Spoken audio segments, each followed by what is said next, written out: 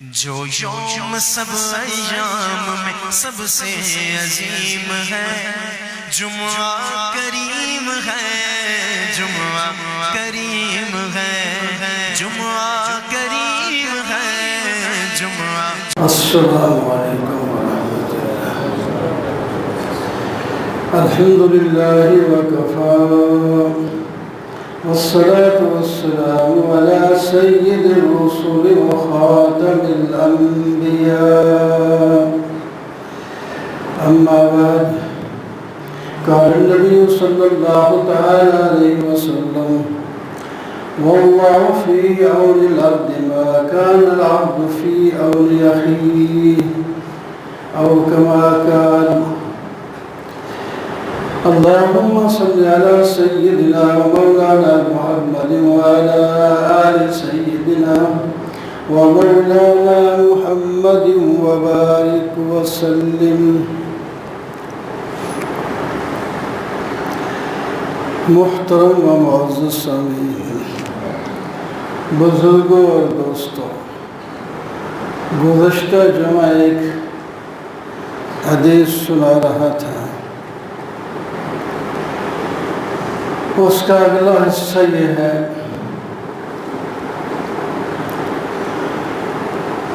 کوئی بندہ دوسرے کی مدد میں لگا رہے، جس قسم کی بھی اس کو مدد چاہیے، کھانے میں، پینے میں، کپڑے میں، بیماری میں، تنگ دستی میں، کوئی اور کام کرانے ہیں، دنیا میں بہت کام ہوتے ہیں۔ جو کوئی آدمی کسی دوسرے بندے کے کاموں میں تعاون کے لیے لگا رہے، اللہ تبارک و تعالیٰ اس تعاون کرنے والے کی مدد کرتے ہیں، اور بڑے حسر کے ساتھ فرمایا: واللہ فی عون العبد ما کان العبد فی عون اخیہ۔ اللہ تعالیٰ مدد میں لگے رہتے ہیں اس شخص کے جو اپنے بھائی کی مدد میں لگا رہے۔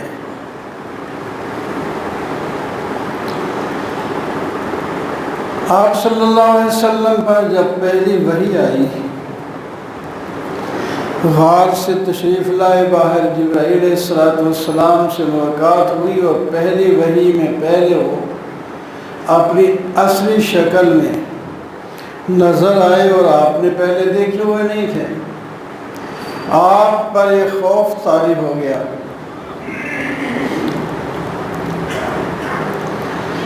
وہ بات انہوں نے وہ 5 آیتیں سورہ علق کی جو ہیں وہی پہنچائی: اقرأ بسم ربک الذی خلق، خلق الانسان من علق۔ جب وہاں سے فارغ ہو کر آئے تو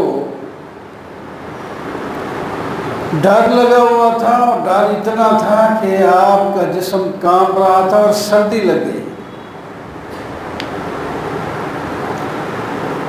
سردی لگ گئی، گھر پہنچے تو گھر والوں سے کہا: مجھے چادر اڑا دو، کوئی کمبل اڑا دو،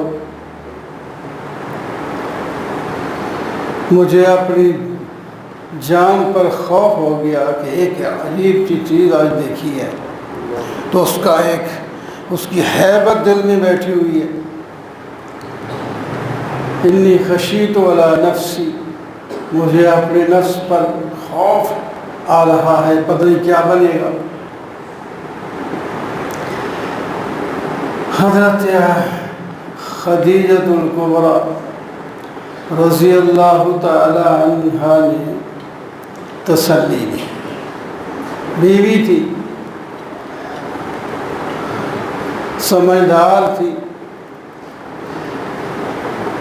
تو ایسے موقع پر ساتھی تگڑا ہو، مضبوط ہو، تسلی دے تو آدمی کو تسلی آ جاتی ہے۔ کوئی بھی تسلی دینے والے نہ ہو، معاون نہ ہو تو پریشانی بڑھ جاتی ہے۔ تو حضرت اپنا حضرت خدیجہ الکبریٰ رضی اللہ تعالی عنہ نے پورے اعتماد کے ساتھ فرمایا لا یخزیک اللہ ابدا، آپ پریشان کیوں ہوتے ہیں؟ اللہ تعالیٰ آپ کو کبھی بھی رسوا نہیں کرے گا، یہ ممکن نہیں۔ کیوں؟ آگے جو بات کی فرمایا اس واسطے کہ اِنَّكَ لَتَصِلُ الرَّحِمَ، پہلی بات یہ ہے کہ آپ صلہ رحمی کرتے ہیں، آپ اپنے خاندان کے لوگوں کے ساتھ جڑ کے رہتے ہیں، ان کے دکھ درد میں شریک ہوتے ہیں، وہ آپ کے ساتھ اچھا معاملہ کریں یا برا کریں، آپ ان کے ساتھ اچھا معاملہ کرتے ہیں۔ ایک بہت بڑی کمال کی چیز ہے، ورنہ آدمی اس وقت تک دوسرے کے ساتھ تعامل اور محبت سے رہتا ہے جب تک وہ بھی رہے، جب اپنا رشتہ دار کیا اپنا سگا بھائی اچھا سلوک نہ کر رہا ہو تو پھر اس کا دوسرے بھائی کا بھی اس کے ساتھ اچھے سلوک کرنے کا دل نہیں کرتا، پھر ایک طرف ہو جاتا ہے۔ تو ہمیں حکم یہ ہے وہ تمہارے ساتھ اچھا سلوک کرے یا نہ کرے، آپ نے ان کے ساتھ اچھا سلوک کرنا ہے، اس کو صلہ رحمی کہتے ہیں۔ باقی کوئی اچھا سلوک کرے آپ بھی اس کا سلوک کریں، اس کو تو مکافات کہتے ہیں، اس نے اچھا سلوک کیا مقابلے میں آپ نے بھی اچھا سلوک کر لیا، مکافات عمل بھی حق ہے، لیکن صلہ رحمی اس سے اونچی چیز ہے۔ آپ صلہ رحمی کرتے ہیں، اپنے کنبے قبیلے رشتہ داروں کا پورا خیال رکھتے ہیں، پہلی بات آپ کے اندر یہ کمال کی ہے۔ دوسری بات آپ کے اندر ہے وَتَحْمِلُ الْكَلَّ، آپ بوجھ اٹھاتے ہیں، نہ یعنی جو بوجھ ہوتے ہیں، بوجھ یعنی غریب آدمی ہیں، ان کے پاس کھانے پینے چلنے ان چیز کی چیزیں نہیں ہیں، آپ اس کا سارا بوجھ خود اپنے اوپر اٹھا لیتے ہیں، آپ اس کی دیکھ بھال کرتے ہیں، کپڑا نہیں تو کپڑا، روٹی نہیں تو روٹی دیتے ہیں، جو بھی ہے اس کو کہتے ہیں تحمل الکلہ، آپ بوجھ اٹھا لیتے ہیں ان لوگوں کا جو بوجھ بنے ہوئے ہیں، یعنی وہ خود تنگ دست ہے، ان کے پاس کچھ نہیں ہے، آپ رشتہ دار ہوں یا غیر رشتہ دار ہوں، اس میں کوئی فرق نہیں، آپ ان کا بوجھ اٹھاتے ہیں۔ پھر صرف بوجھ نہیں، تیسری بات وَتَكْسِبُ الْمَعْدُومَ، آپ کے پاس اگر نہیں بھی آپ کما کر فقیر کو کھلاتے پلاتے ہیں، معدوم جس کے پاس کچھ نہ ہو، اور تکسب کمانا، کسب سے کسب کمانا، آپ جہاں کہیں سے بھی ہو سکتا ہے آپ حاصل کر کے اس معدوم، اس فقیر، اس نادار کی ضرورت پوری کرتے ہیں، یہ کمال کی باتیں ہیں۔ اور چوتھی بات تقری الضیفہ، آپ مہمان نوازی کرتے ہیں، مہمان نوازی بڑی چیز ہے، جو آ جائے مہمان، آپ نے مہمانوں کے بارے میں تاکید کی ہے، مہمان کا ایک حق ہوتا ہے اس کو پورا، شروع میں تو آپ نے یہ بھی فرمایا تھا کسی کا مہمان آ جائے اور وہ اس کی خاطر تواضع نہ کرے، اس کو کھانا نہ کھلائے، تو اب وہ مہمان کا حق ہے کہ وہ اپنا حق اس سے جیسے بھی ممکن ہو وصول کر لے۔ بعد میں یہ منسوخ ہو گیا، لیکن بڑی مہمانداری، مہمان نوازی یہ بڑا کام ہے. آپ مہمان نوازی کرتے ہیں، یہ کوئی فرق نہیں، رشتہ دار ہے غیر رشتہ دار ہے، علاقے کا ہے یا دور کا بندہ ہے، کہاں سے آیا ہے کون ہے، اس چیز کی پرواہ نہیں. مہمان ہے، ہوتا بھی ہے مہمان ایسا. مہمان کے بارے میں فرمایا اس کو ایک دن یعنی صبح و شام کا جو کھانا آپ روزانہ اپنے گھر میں پکاتے ہیں اس سے ذرا اچھا کر کے، جیسے کہ آپ بھی کبھی کبھی اچھا کھانا پکا لیتے ہیں، روزانہ ایک جیسا تو نہیں ہوتا. کبھی کبھی چلو یہ فلاں آج گوشت پکا لیتے ہیں، آج فلاں اچھی چیز پکا لیتے ہیں، کبھی کبھی ہوتا ہے. ورنہ اپنی وسعت کے مطابق آدمی دال روٹی چلاتا ہے، کبھی کبھی اس سے اچھا بھی کر لیتا ہے. تو فرمایا تم لوگ جب تمہارا مہمان آ جائے، ہو مہمان، ایک ہوتا ہے مسافر، اس کا بھی حق ہوتا ہے لیکن مہمان جتنا نہیں ہوتا، بھائی وہ گزرتا یا چلا گیا. ایک آیا ہے مہمان، وہ ہوتا ہے جو کسی تعلق کی بنا پر آیا ہے اور ملنے آیا ہے، پھر مہمان بنتا ہے. ایسے جاتا ہوا آ گیا وہ تو مسافر تو ہے، مسافر کے ساتھ بھی اچھا سلوک کرنا چاہیے، لیکن مہمانی کا حق اس کا بنتا ہے جو آیا ہے، تعلق بھی ہے، پہلے جانتا ہے یا رشتہ دار ہے یا نہیں بھی رشتہ دار، دوستی ہے، تعلق ہے، اور صرف وہ ملنے کے لیے آیا ہے، تو وہ ہے مہمان. اس کی 3 دن آپ مہمانی کریں. 3 دن میں سے پہلے دن اس کو اچھا کھلائیں جو عام طور پر کھاتے ہیں، اس سے اچھا کر رہے اپنی حیثیت کے مطابق. امیر ہے یا غریب ہے، غریب لوگ بھی کبھی کبھی اچھا کھانا پکا لیتے، اس میں سے وہ پکائیں تو اس کو بھی کھلائیں، بچوں کو بھی کھلا دیں، وہ بھی خوش ہو جائیں. ممکن ہو تو، نہیں ممکن تو کوئی بات نہیں، پھر جو پکا ہے وہی کھلا دیں. باقی 2 دن جو ہیں وہ عام روٹین میں جو آپ پکاتے ہیں وہ اس کو بھی ساتھ کھلا دیں. 3 دن اس کا حق ہے، چوتھے دن اس کو چلا جانا چاہیے. ہاں یہ خود گھر والا کہتا ہے کہ نہیں جی آئے ہو تو آپ ہمارے پاس رہے، اس میں خوش ہیں، وہ جانے نہیں دیتے، وہ الگ بات ہے، جتنے دن بھی رکھ لیں. ورنہ جو مہمان ہوتا ہے اس کو تیسرے دن کوچ کرنا چاہیے، بوجھ نہ بنے، وہ خوشی جو تھی وہ ختم نہ ہو جائے اس کی.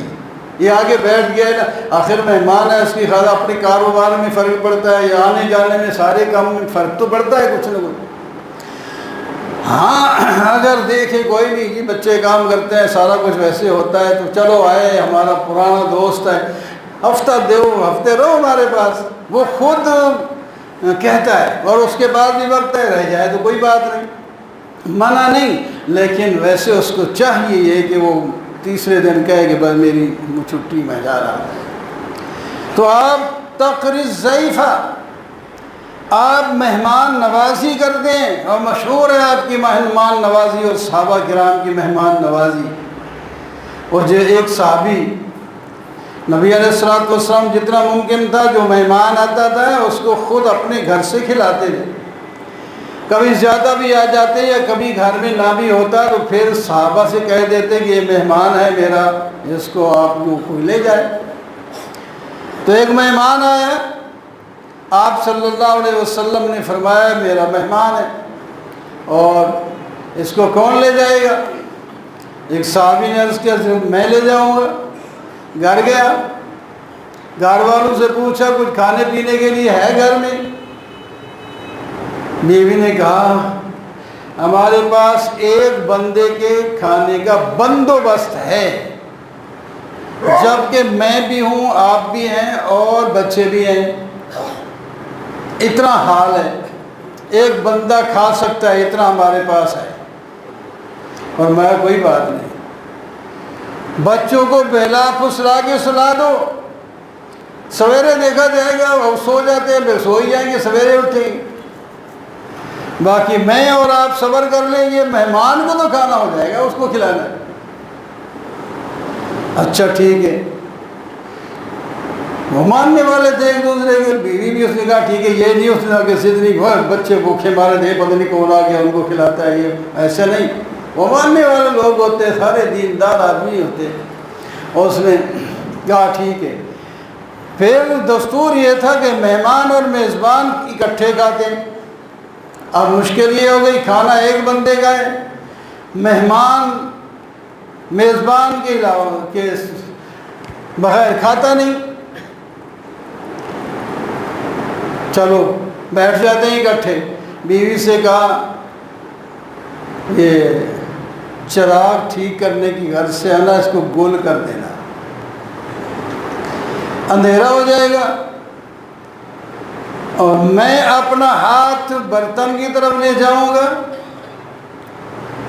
اور منہ چلاتا رہوں گا خالی، وہ سمجھے گا یہ کھا رہا ہے، دیکھ اس کا ہاتھ ادھر آ رہا ہے اور منہ سے بھی آواز آ رہی کھانے کی، تو ہم اندھیرے میں کھائیں گے۔ کھانا ایک بندے کا ہے، کھاتے رہتے دونوں، تو شاید دونوں کا پیٹ بھی بھر جاتا، بس اس کی ایک اپنی۔ اس نے کہا یہ تو وہ بھوکا نہ رہ جائے، اللہ تعالیٰ برکت تو ڈال دیتے، برکت ہو سکتی تھی، لیکن اس نے کہا کھانا اگر میں بھی کھا لیا تو بھوکا رہ جائے گا ظاہری اسباب کے مطابق۔ تو کھانا اس نے کھا لیا، اس کا پیٹ بھر گیا، اس نے بس کھانا کھایا ہی نہیں، بچے بھوکے سلا دیے، بیوی بھوکی ہے، اور اللہ تعالیٰ اتنے خوش ہوئے۔ یا شان نزول اس آیت کا لوگ مفسر بیان وَيُؤْثِرُونَ عَلَىٰ أَنفُسِهِمْ وَلَوْ كَانَ بِهِمْ خَصَاصَةٌ، وہ دوسروں کو ترجیح دیتے ہیں اگرچہ خود ضرورت مند ہوتے ہیں، اپنی ضرورت کو پیچھے دھکیل کر دوسروں کی ضرورت کا خیال کرتے ہیں۔ بڑا اللہ نے وہ آیت، نام تو کسی کا نہیں ہے، آپ کوئی بھی آج بھی کرے تو اس کے اوپر بھی پھٹ آئے گی، کسی اور طریقے سے ضرور کہ صرف کھانے میں نہیں ہے، اور چیزوں میں بھی ہوتے ہیں ترجیح دینے میں کیا ہوتا ہے۔ تو یہ ہے۔ تو پانچویں بات حضرت خدیجہ نے فرمائی وَتُعِينُ عَلَىٰ نَوَائِبِ الْحَقِّ، آپ حوادثات کے موقع پر لوگوں کی مدد کرتے ہیں۔ ابھی جس طرح سیلاب کا ہوا، وہ پریشان ہیں، گھر ختم ہو گئے، جانور ختم ہو گئے، کوئی بندے مر گئے، کوئی کھیتیاں ختم ہوئیں، اب پر سردی آ رہی ہے، وہ پریشان تو ہوں گے۔ بہرحال لوگ جو کر رہے ہیں ایسے موقعوں پر مدد کرنے کو کہتے ہیں نوائب الحق پر مدد کرنا۔ تو آپ یہ کرتے ہیں وَتُعِينُ عَلَىٰ نَوَائِبِ الْحَقِّ، آپ مدد کرتے ہیں حوادثات کے موقع پر، اتنے اچھے کام آپ کرتے ہیں۔ یہ نبوت کے پہلے کی بات ہے، وہ گن کے سنا رہی ہے، نبوت آج شروع ہو رہی ہے، جب اس دن آئے پہلے دن، پہلے اتنے اچھے کام کرتے تھے۔ تو اس واسطے اس میں ہمیں سبق ملا کہ ہم اگر اپنی مدد چاہتے ہیں تو اپنے بھائی غریب ضرورت مند کی مدد کریں، اور حوادثات کے موقع پر جہاں کہیں حادثہ پیش آیا ہے ان کا خیال رکھیں، یہ سنت ہے، یہ شریعت کا حکم ہے، آپ سے جتنا ممکن ہو ان کی مدد کرنا، ان کی مدد کریں، اللہ تعالیٰ راضی ہوں گے، دنیا میں بنے گی، آخرت بھی بنے گی۔ وَأَقُولُ قَوْلِي هَٰذَا وَالْحَمْدُ لِلَّهِ رَبِّ الْعَالَمِينَ۔